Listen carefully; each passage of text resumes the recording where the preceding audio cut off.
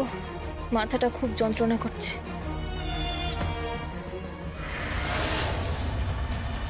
কে?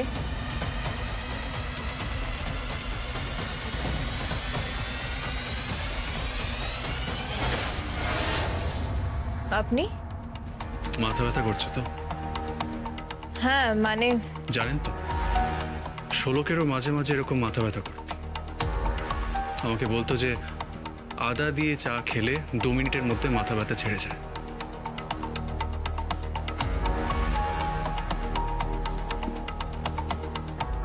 আপনি আপনার ওয়াইফকে খুব মিস করেন না?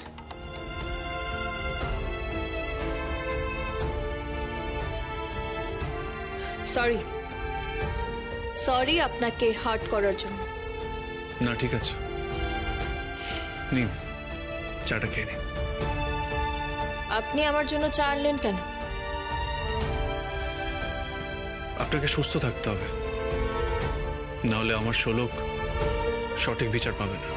পাবে, পাবে, নিশ্চয়ই পাবে। And thanks for the tea.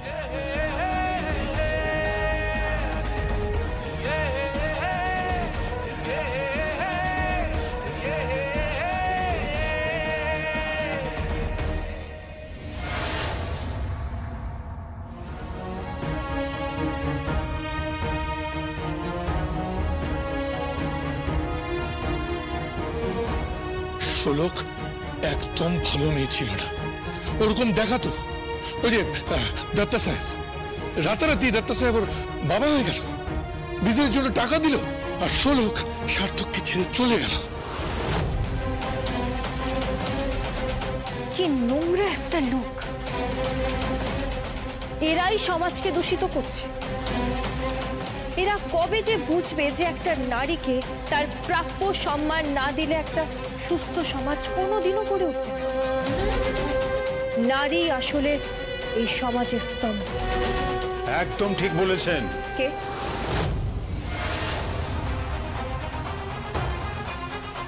আমি। হ্যাঁ, আমি।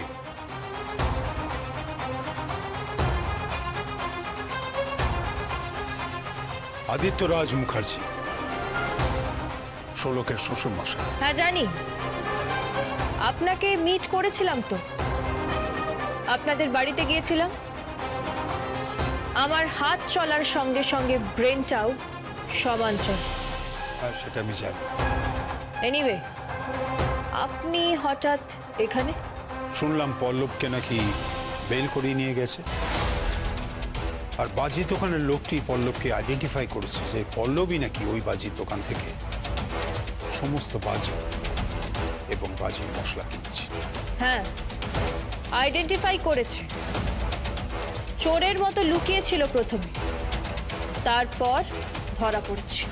তাহলে বেল পেল কি করে? দেখুন মিস্টার মুখার্জি,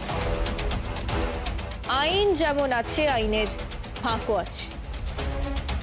যতদিন মানুষ নিজের পাওয়ার ইউজ করে ভুল কাজ করবে, ততদিন সমাজটাকে শুধরানো যাবে না। ম্যাডাম, সমাজটাকে তো শুধরোতে হবে। আমি শুধু আপনার কাছে একটা কথা জানতে চাইছি, একটা কথা। আমার বৌমার মৃত্যুর পেছনে সত্যিই কি কারোর হাত ছিল, নাকি এটা একটা নিছকই দুর্ঘটনা? দেখুন দেখুন, আপনার বয়স, অভিজ্ঞতা সবকিছুই আমার থেকে অনেক বেশি। আপনার মনের কোণেও নিশ্চয়ই সন্দেহ আছে, তাই আপনি সোজা এখানে চলে এসেছেন। কিন্তু আপনার মেয়ে এবং স্ত্রী দুজনেই আপনার থেকে বিপরীত। আপনাকে দেখে ভালো লাগলো যে মেয়েটি মারা গেছে, শোলক খুব কষ্ট করে বড় হয়েছিল, শহরে এসে নিজের জায়গা তৈরি করেছিল। আমি তদন্ত করছি, আমি ওর মায়ের কাছে গিয়েও জিজ্ঞাসাবাদ করেছি, আর জানতে পেরেছি যে আপনাদের বাড়িতে গুটি কয়েক মানুষই শোলককে ভালোবাসত, এবং আপনি নিজের মেয়ের থেকেও বেশি ভালোবাসতেন, তাই না? ঠিকই বলেছেন। আসলে কি জানেন, মেয়েটা খুব অল্প দিনের মধ্যেই সকলকে খুব আপন করে নিয়েছে। আপনার স্ত্রী, মেয়ে, শ্যালক কেউই তো মেনে নেয়নি, কিন্তু আপনি। আসলে কি জানেন ম্যাডাম, আসলে আমি ঠিক ওদের মতো হতে চাই না। সাকসেসের শীর্ষে পৌঁছাবার জন্য ওদের মতো যা খুশি করতে আমি পারবো না। আমি খুব সাধারণ হয়ে বাঁচতে চাই, সুস্থ সাধারণভাবে জীবন কাটাতে চাই। আর তাতেই তো শান্তি, তাই না? আপনি বলুন, জীবন আর কটা দিনের? সুস্থ সুন্দর জীবন কাটানোর মতো আর কিছু আছে? আপনি আমাকে বলুন। আর সত্যি কথা বলতে কি জানেন, আমার বৌমার মধ্যে কিন্তু সেই সিম্পলিসিটিটা ছিল, অবশ্যই ছিল।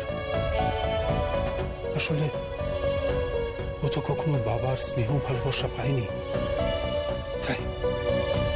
তাই খুব বড় মুখ করে আমাকে বাবা বলে ডাকতো, জানেন, বাবা বলে ডাকতো। আর বাবা ডাকটার মধ্যে একটা অদ্ভুত মাধুর্য রয়েছে। আসলে আমরা তো এখন বাংলা বলাটা প্রায় ভুলে গেছি। আমরা সবাই এখন কথায় কথায় ইংরেজিতে কথা বলি। হ্যাঁ, আমরা বাবা মামা বলে কাউকে ডাকি না, আমরা ড্যাডি বলি, মাম্মি বলি। এই যে আমার মেয়ে কখনো আমাকে বাবা বলে ডাকে না, জানেন, কখনো আমি বাবা ডাকটা শুনিনি। আসলে তো ওর মায়ের মতো হয়েছে। ওর মা ওর আইডল। আসলে ওরা খুব পাশ্চাত্য কালচারে বিশ্বাসী, বুঝতে পেরেছেন? একদম পাশ্চাত্য। আপনি ঠিকই বলেছেন, একদম ঠিক বলেছেন। শোলককে আমি আমার নিজের মেয়ের মতো দেখতাম, একদম নিজের মেয়ের মতো। বিশ্বাস করুন, খুব প্রতিবাদী মেয়ে ছিল, আর সেই সঙ্গে সবাইকে খুব ভালোবাসতে জানতো, জানেন, খুব ভালোবাসতে জানতো। খুব মিস করি ওকে ম্যাডাম, খুব মনে পড়ে ওর কথা। আমি কিন্তু আপনার জন্য না খেয়ে বসে আছি। তুমি আমার জন্য না খেয়ে বসে আছো? হ্যাঁ, পরিবারের সকলে না খেলে কি আমি খেতে পারি?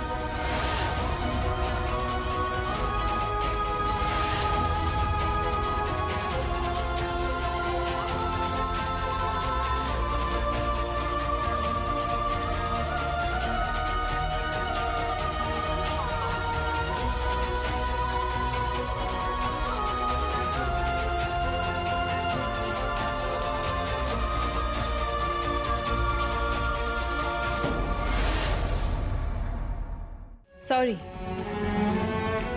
আমি আপনাকে হার্ট করতে চাই। দেখে ভালো লাগলো। অন ডিউটি না থাকলে আমি আপনাকে একটা প্রণাম করতাম। কি বলছেন? হ্যাঁ, একজন শ্বশুর মশাই তার বৌমাকে এতটা ভালোবাসেন। ম্যাডাম, মেয়েটা যে এইভাবে ফাঁকি দিয়ে চলে যাবে আমি সেটা বুঝতে পারি। চলে গেল নাকি চলে যেতে বাধ্য করল?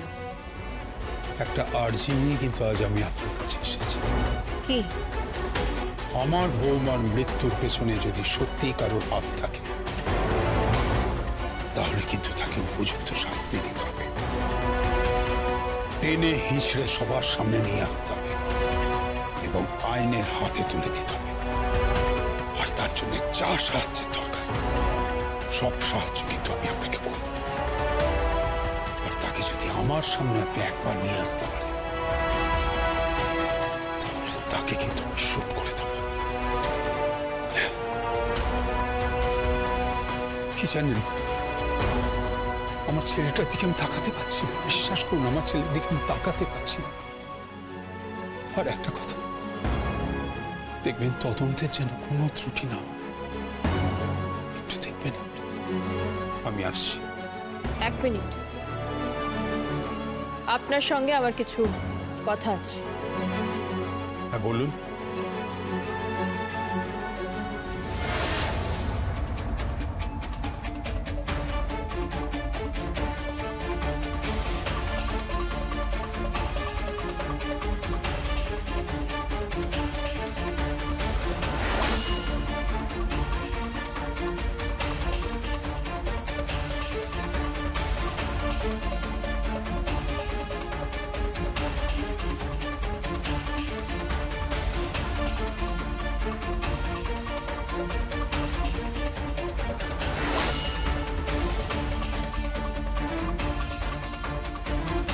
বুঝতে পেরেছেন?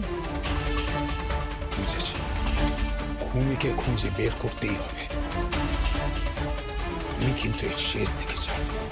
আপনি চিন্তা করবেন না, এই লক্ষ্মী রানী বটব্যালের ব্রেনও চলে, হাতও চলে, আর বুলেটও চলে। আমার সন্দেহ নয়, আমি নিশ্চিত, আই এম শিওর এটা একটা হত্যাকাণ্ড। তাই শোলক মুখার্জির খুনিকে যতক্ষণ না বামাল সমেত আমি ধরছি, ততক্ষণ আমি নিশ্চিন্তে ঘুমাবো না। Thank you officer, thank you. দরকার পড়লে আমি এই তদন্তের ব্যাপারে আপনার সঙ্গে কথা বলতে যেতে পারি। Always, you are always welcome. সব রকমের সাহায্য আমি আপনাকে করব। আর একটা কথা ছিল আপনার সঙ্গে। বলুন। সামনে আমি শোলকের একটা শ্রাদ্ধের আয়োজন করেছি। যদি সময় পান তাহলে একবার অন্তত আসবেন। নিশ্চয়ই যাব, তবে চেষ্টা করব ওই দিনের মধ্যে সত্যিটা উদ্ঘাটন করার। তাহলে তো এর থেকে ভালো আর কিছু হয় না। আমার শোলকের আত্মার শান্তি পাবে, সত্যি বলছি। All the best officer. আপনি আমাকে লক্ষ্মী বলে ডাকতে পারেন। আমার শোলক মায়ের খুনি যেদিন ধরা পড়বে, সেদিন আমি নিশ্চয়ই আপনাকে লক্ষ্মী বলে ডাকব।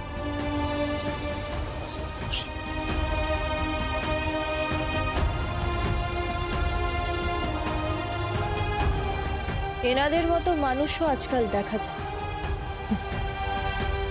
লক্ষ্মী রানী বটব্যাল, তদন্ত শুরু করো। একজন গৃহবধূকে পুড়িয়ে মারল কে? চলো লক্ষ্মী রানী বটব্যাল।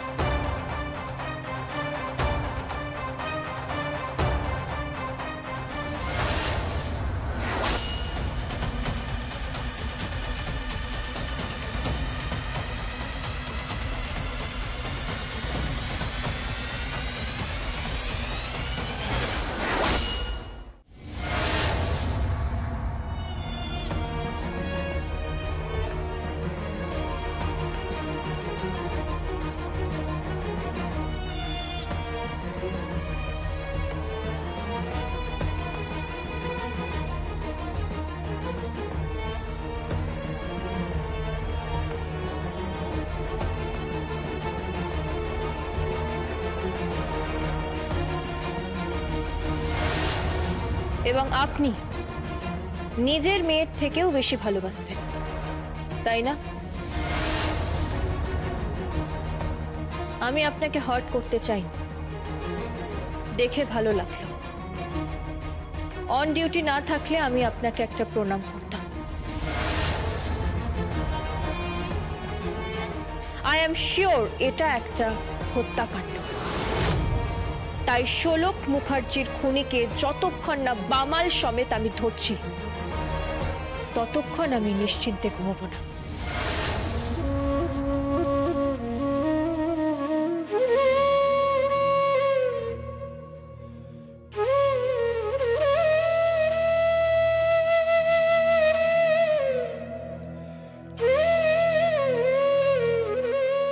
বাবা, আপনার চা। তুমি কেমন করে বুঝলে যে আমার চা খেতে ইচ্ছে করছে? বাবা, বাবা আমি জানি এই বাড়িতে আপনাকে সব থেকে ভালো বুঝতো শোলক। আপনার যখন চা খেতে ইচ্ছা করতো, আপনি নিজের মুখে না বললেও আমার বোন আপনার সামনে এনে হাজির করত। হয়তো আমি আমার বোনের মতো হতে পারবো না, কিন্তু আপনি আমাকেও আপনার মেয়ে ভাবতে পারেন।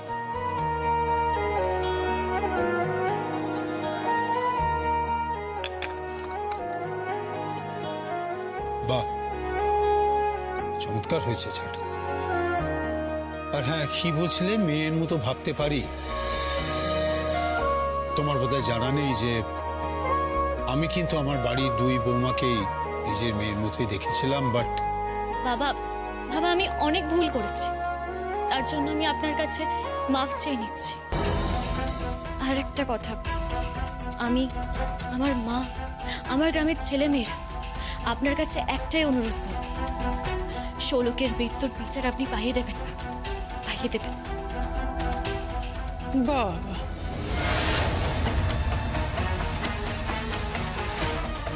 এই মেয়ের পেটে পেটে যে এতখানি শয়তানি সেটা তো জানা ছিল না। আচল বললে কি করে হবে মাম?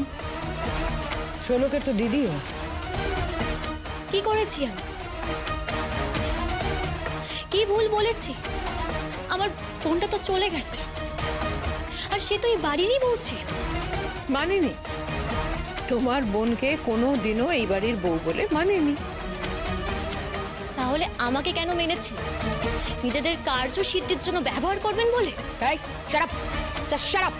প্লিজ প্লিজ আচল, এসব বন্ধ কর। তোমরা কি ভুলে গেছো যে কদিন আগেই এ বাড়িতে কি ঘটেছে? এ বাড়ির বউ মারা গেছে। হ্যাঁ, এ বাড়ির বউ মারা গেছে। তোমাদের কি মানবিকতা বলে কিচ্ছু নেই? তোমার আর তোমার মায়ের কাছে কি মানুষের কোনো দাম নেই, কোনো মূল্য নেই? না না, আছে আদিত্য, মূল্য আছে। যে মানুষের মূল্য আছে তাকে আমরা অবশ্যই মূল্য দিই। কিন্তু এইসব কথা ছাড়ো, আমার একটা কথার উত্তর দাও তো, তুমি হঠাৎ থানায় গেলে কেন?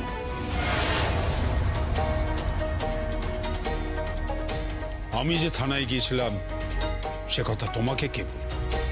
ড্যাড, ইম্পর্টেন্ট কে বললো সেটা না, ইম্পর্টেন্ট হলো তুমি কেন গিয়েছিলে সেটা বলো।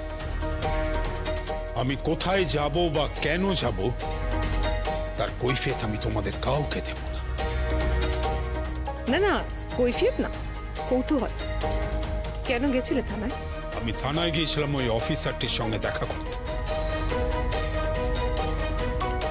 এবং ওই ভদ্রমহিলার সঙ্গে কথা বলে আমার মনে হলো যে উনি যথেষ্ট সৎ। তাই তাকে বলতে গিয়েছিলাম যে শোলকের মৃত্যুর অপরাধী যে করেই হোক যেন শাস্তি পায়।